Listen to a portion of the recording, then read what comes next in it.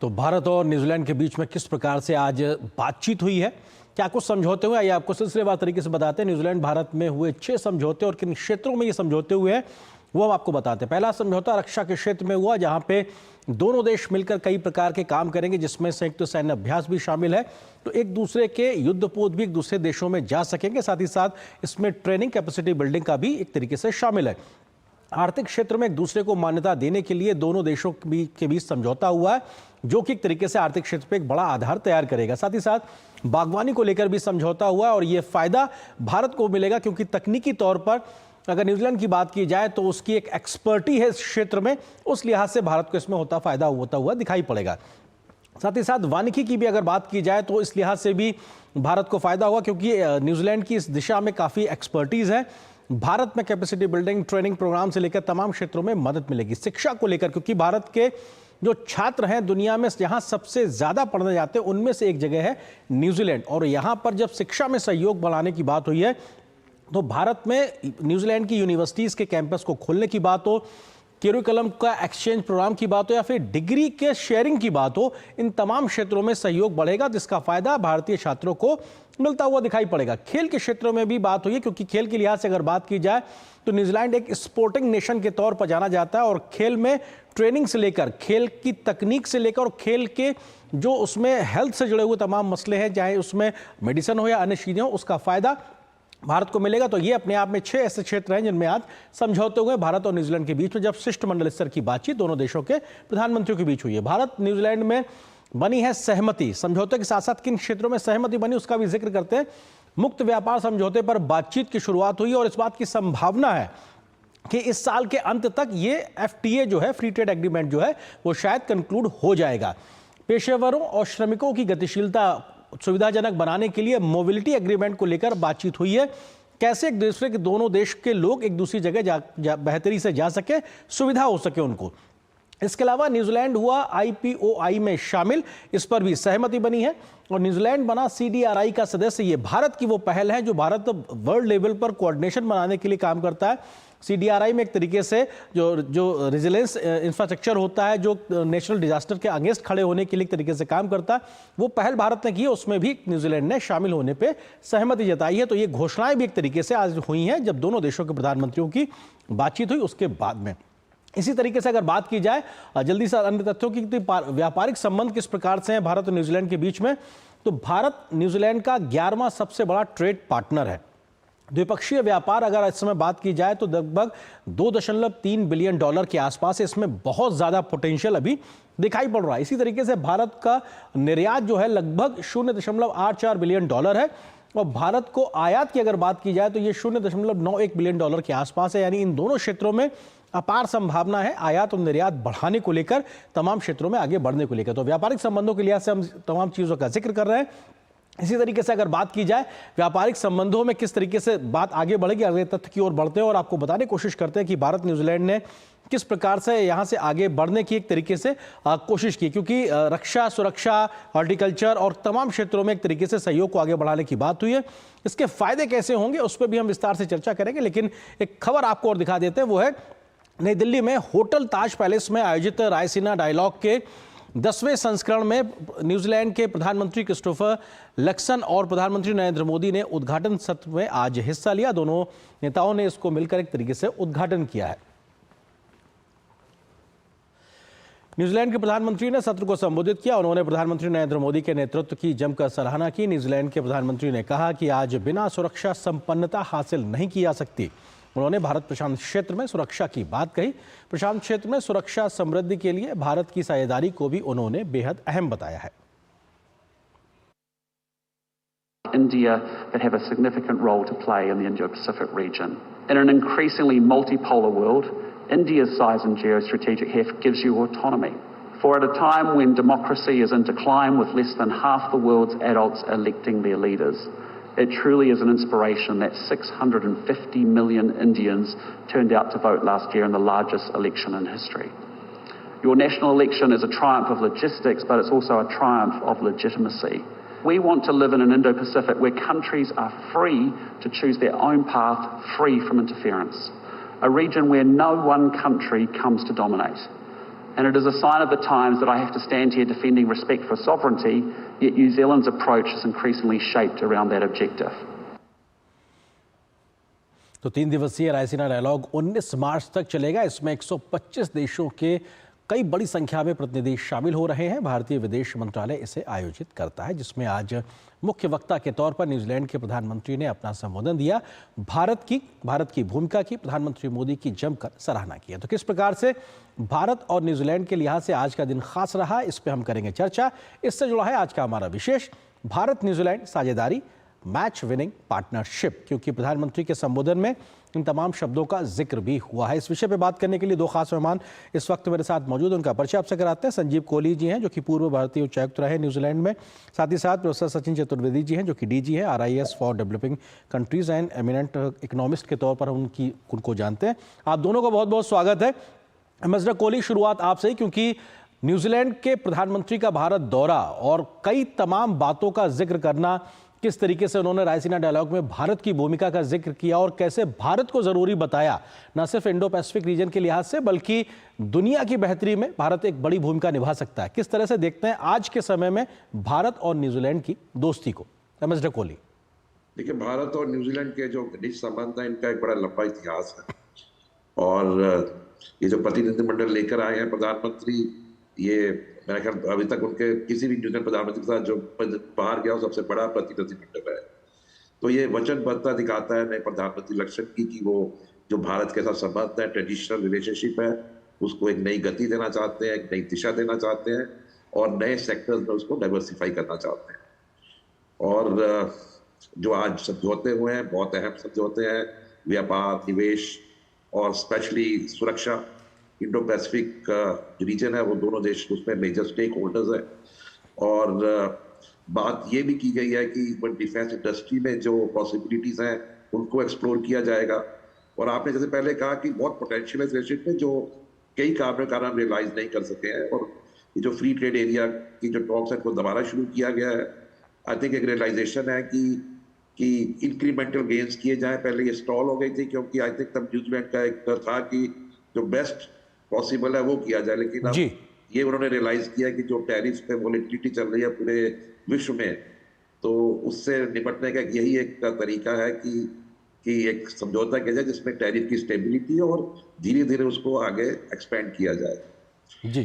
और न्यूजीलैंड का सबसे बड़ा ट्रेड पार्टनर चाइना होता था, लेकिन आजकल जो फ्रिक्शन है वेस्टर्न अलायंस और चाइना में, आई थिंक भारत एक बहुत बड़ी मार्केट है उनके लिए। और मुझे विश्वास है कि ये जो विजिट है वो नए जो अपॉर्चुनिटीज है उनको खोलेगा दोनों। बिल्कुल। एक जी प्रोफेसर सचिन जी, किस तरीके से आप देखते हैं, क्योंकि फ्री ट्रेड एग्रीमेंट को लेकर एक तरीके से सहमति बनी है भारत और न्यूजीलैंड में, जिसकी संभावना बताई जा रही है कि इस साल के अंत तक ये कंप्लीट हो सकता है। इसके फायदे क्या होंगे और किस तरीके से भारतीयों को, भारत के व्यापार को इससे मदद मिलेगी?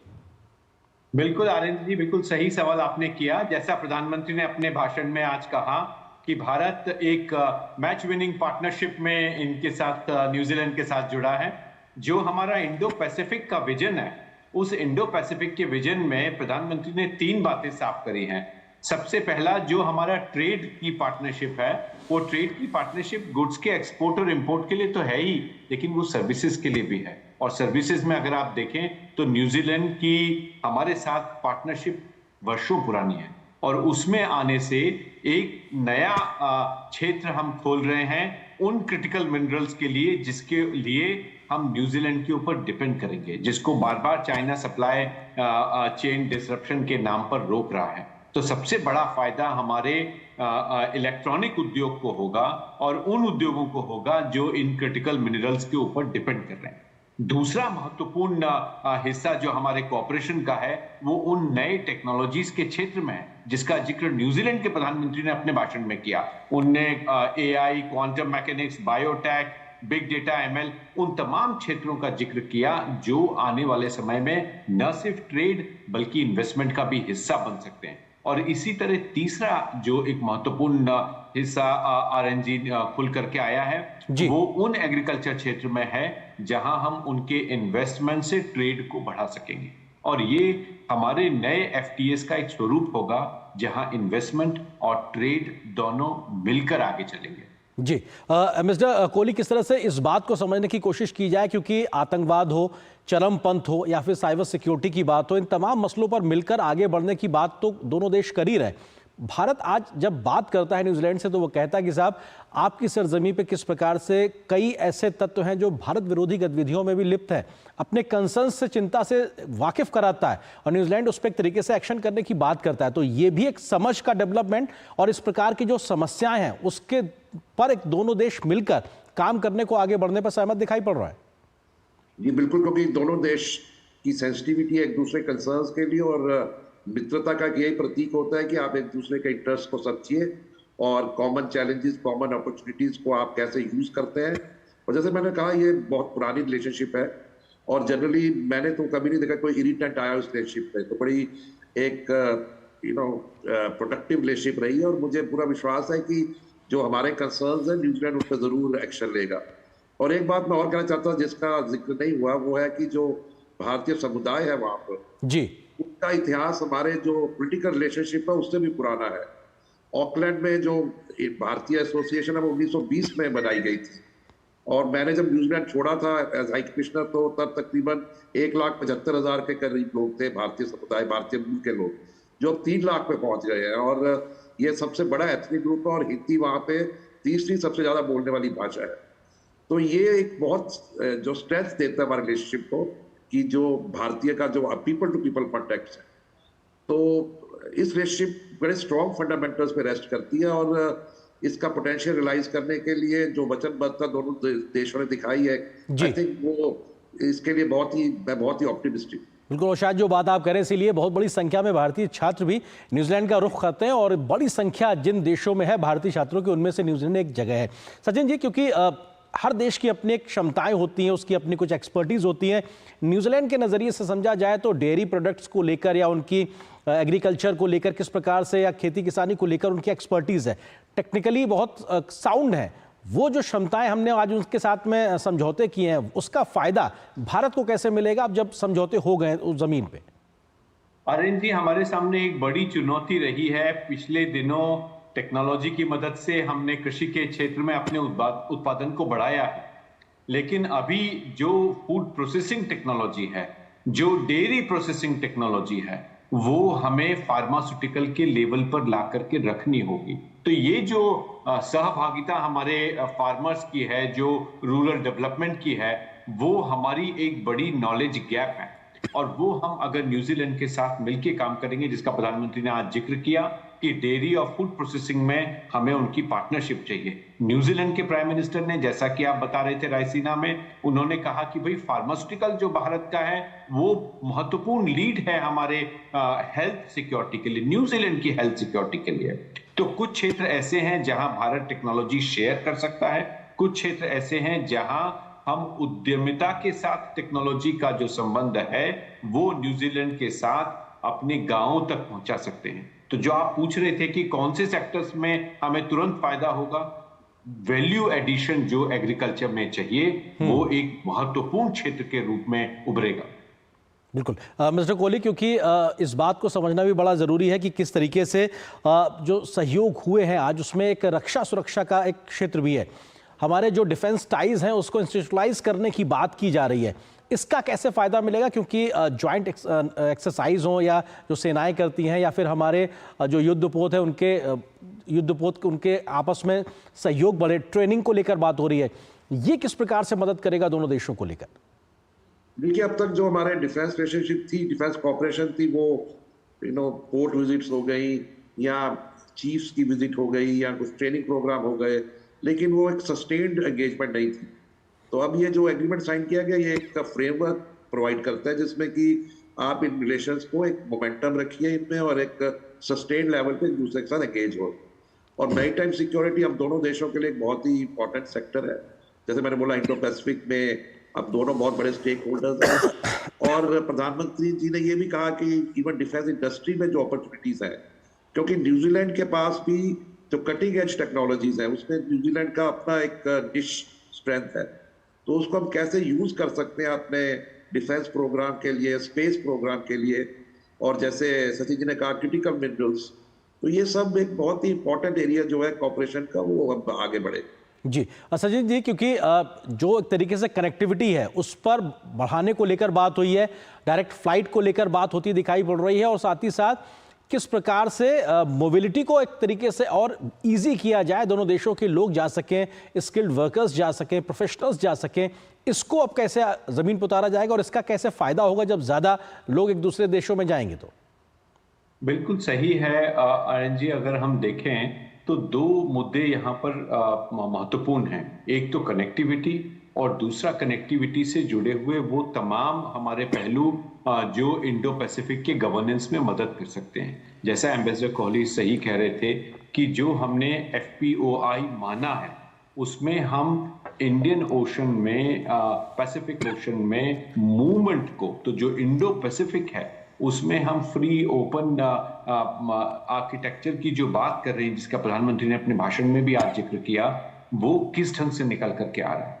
तो इसमें हम दोनों बातों को देख रहे हैं, हम फ्री और ओपन इंडो पैसिफिक को भी देख रहे हैं, लेकिन साथ ही जो इंडो पैसिफिक का ओशन इनिशिएटिव है उसको भी आज न्यूजीलैंड ने ज्वाइन किया है। न्यूजीलैंड ने CDRI को भी ज्वाइन किया है। तो जो हमारे कॉमन ग्लोबल पब्लिक गुड्स बनाने की जो एक पद्धति प्रधानमंत्री ने शुरू करी है वो महत्वपूर्ण है, और उसके चलते देश की तमाम आवश्यकताएं, क्षेत्र की तमाम आवश्यकताएं और अंतर्राष्ट्रीय आवश्यकताएं वो पूरी होती हैं। और उसको चलते हुए जो संबंध हम कनेक्टिविटी के लिए ऑस्ट्रेलिया के साथ कर रहे हैं, न्यूजीलैंड के साथ उनको एक्सटेंड किया जाए, वो हमारे शिपिंग और मैरीटाइम कनेक्टिविटी का हिस्सा हो, वो इंडो पैसिफिक के गवर्नेंस आर्किटेक्चर का जो स्वरूप प्रधानमंत्री ने 2018 में शंग्रीला में जो उनका डायलॉग था, जो उनका स्पीच था, उससे जो रखा, भारत ने शब्दशः उसी को एक स्वरूप दिया है, और वो हमारे लिए महत्वपूर्ण है। क्योंकि आर्यन जी, शिपिंग मूवमेंट तो हो सकता है, लेकिन उसका गवर्नेंस कैसा होगा, उनका मूवमेंट कैसा होगा, उनकी संख्या कैसी होगी, उसका पर्यावरण पे प्रभाव कैसा होगा, ये कई ऐसे मुद्दे हैं जिनको हमने आपसी डिस्कशन से, आपसी डायलॉग से रिजॉल्व करना है, एड्रेस करना है। और उसके लिए जो हमारे कॉमन पब्लिक गुड्स हैं उसमें उनकी सहमति और उनका विश्वास आवश्यक है। आज CDRI को जुड़ करके, IPOI को जुड़ करके उन्होंने इसमें अपना विश्वास जताया है। तो प्रधानमंत्री का जो ये नेतृत्व पिछले सालों से हम देख रहे हैं, उसमें लगातार ऐसे देशों की संख्या बढ़ रही है जो अपना विश्वास हमारे इन संस्थागत पहलुओं पे जता रहे हैं। जी एम्बेसडर कोहली, क्योंकि जो बात सचिन जी कह रहे हैं वो एक तरीके से भारत और प्रधानमंत्री मोदी की नीतियों को लेकर लगातार दुनिया का समर्थन मिलता हुआ, खासकर से हम इंडो पैसिफिक रीजन के लिहाज से बात करें, वर्ल्ड सप्लाई चेन में डिसरप्शन के बाद भारत एक ट्रस्टेड पार्टनर के तौर पर फ्री नेविगेशन की बात करता है, अपनी मौजूदगी दिखाता है। न्यूजीलैंड भी उस विजन पे, भारत की विजन पे मोहर लगाता दिखाई पड़ता है, जिसको तमाम दुनिया के बड़े मुल्क मानते हैं कि हाँ, भारत का पक्ष सही है, भारत की बात सही है, और भारत इस पूरे क्षेत्र में एक व्यवस्था को बनाने के लिए लगातार प्रोएक्टिव रोल अदा कर रहा है। वही बात न्यूजीलैंड भी कह रहा है आज। देखिए, भारत पे तो पूरे विश्व की नजर है, और भारत इस टाइम जिस स्पेस में है, जैसे विश्व में जो डिवीजन चल रही है, वॉलेटिलिटी चल रही है, क्राइसिस चल रहा है, तो भारत ऐसे बहुत कम देशों में है जिसके साथ पूरे स्पेक्ट्रम में जो देश है वो बात कर सकते हैं। भारत की कोई रिस्पेक्ट कमांड करता है भारत। तो न्यूजीलैंड इन सब चीज़ों को जानता है, और इसीलिए प्रधानमंत्री लक्ष्मण ने जो है बहुत ही इम्पोर्टेंस दी है इस रिलेशनशिप को। और India as a stabilising force, India as an honest kind of umpire, honest mediator who can bring sides together, तो वो तो इसने पूरे विश्व में उसकी रियलाइजेशन। जी सचिन जी, क्योंकि शिक्षा को लेकर भी आज समझौता हुआ है और पर्यटन को लेकर भी एक तरीके से विस्तार से बातचीत हुई है, ये क्या दो बड़े आधार होंगे जो पीपल टू पीपल कनेक्ट ज्यादा करेंगे और इसका फायदा दो तरफा होता दिखाई पड़ेगा? बिल्कुल, जैसा एम्बेसडर कोहली कह ही रहे थे कि पीछे हमारे जो नागरिक हैं, जो हमारे एजुकेशन से जुड़ी हुई कम्युनिटी है, उसका एक्सपेंशन न्यूजीलैंड में हुआ है। कई विश्वविद्यालयों के दरवाजे भारतीय छात्रों के लिए खुले हैं, उनकी संख्या भी बढ़ी है और उनकी हिस्सेदारी भी बढ़ी है। और इसीलिए आर्यन जी, अगर आप ट्रेड के आंकड़े उठा करके देखें तो सर्विसेज में न्यूजीलैंड का सरप्लस है भारत के साथ में। बाकी देशों के साथ में भारत का सरप्लस है, लेकिन न्यूजीलैंड का भारत के साथ सरप्लस है।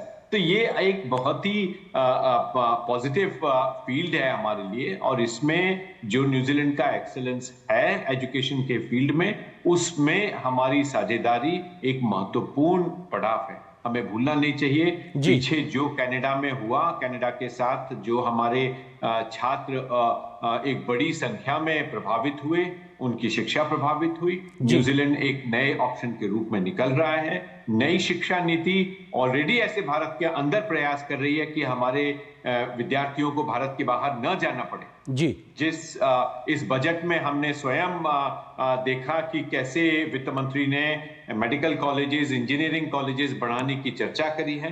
तो अब शिक्षा के क्षेत्र में भारत की बुनियादी आवश्यकताएं पूरी करने के लिए जो इंफ्रास्ट्रक्चर हमें चाहिए, उसके लिए सरकार की पूरी तरह से संलग्नता हमें दिख रही है। लेकिन ऐसे राष्ट्र जो हमारी संवेदनाओं को समझ सकें और फिर छात्रों के लिए दरवाजे खोलते हैं, तो मुझे लगता है कि उसका हमें स्वागत ही करना चाहिए। बिल्कुल, और वो उस प्रकार के जमीनी सकारात्मक बदलाव हमको दिखाई पड़ रहा है, और आज हमने भारत न्यूजीलैंड के सापेक्ष में इनको देखा भी। फिलहाल वक्त इतनी अनुमति दे रहा है। आप दोनों मेहमानों का बहुत शुक्रिया हमारे साथ जुड़ने के लिए। इस खबर पर हर पहलू